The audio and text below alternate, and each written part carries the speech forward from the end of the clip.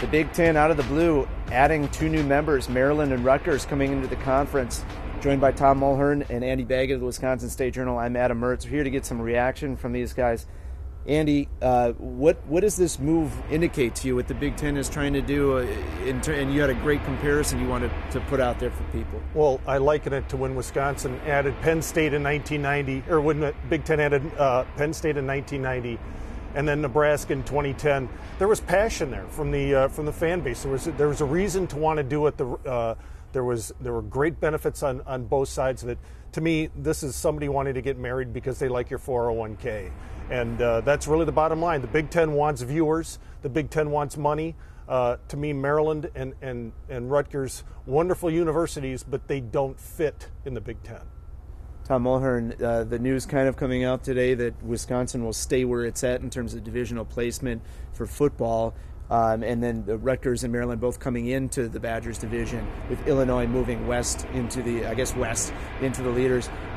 This is what they want, correct, from a football standpoint? I think, yeah, for the Wisconsin program. But, you know, there was so much time spent and talking about the division alignment before, and they tried to get it right.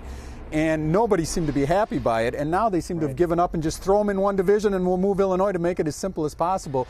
You know, it almost, to me, begged to have a geographic element to it, you know. But I do think and this is the one answer that Britt Bielema is consistent with every time he's talked about this, is that Wisconsin recruits east much more than they go west. So from that perspective, being in the same division with Maryland and Rutgers out east, I think helps them and fits in with what they're wanting to do.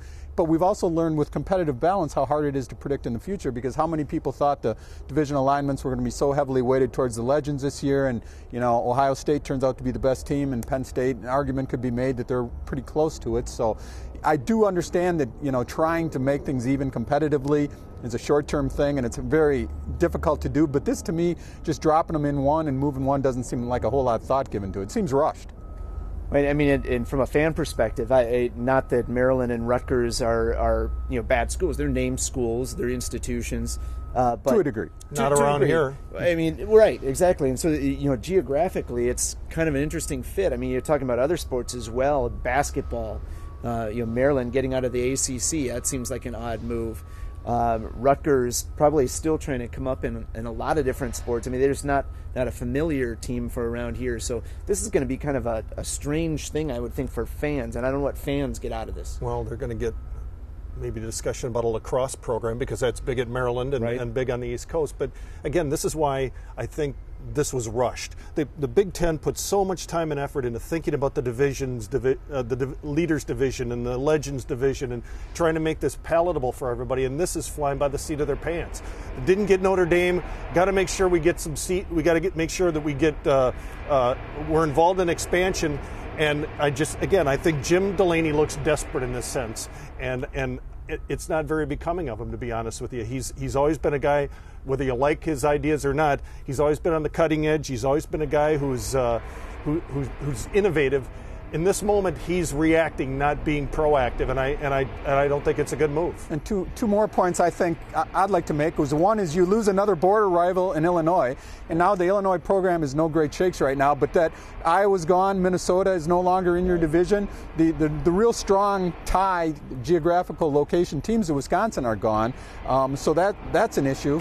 And the other thing I'm not crazy about is when you go to 14 schools in a division, fans are already not getting to see much of Michigan. So now you're adding, another year or two break within that to when you see some of the real traditional. Are fans going to rather face Rutgers and Maryland instead of another game with Michigan? So I don't think the fans have much to like here. They didn't get consulted, and nor will they be consulted in any of this. And I think if you polled both fan base, the fan bases out east and the fan bases in the Big Ten, I don't think there's a great deal of love for this particular proposal, and I'm not sure that's going to change anytime soon.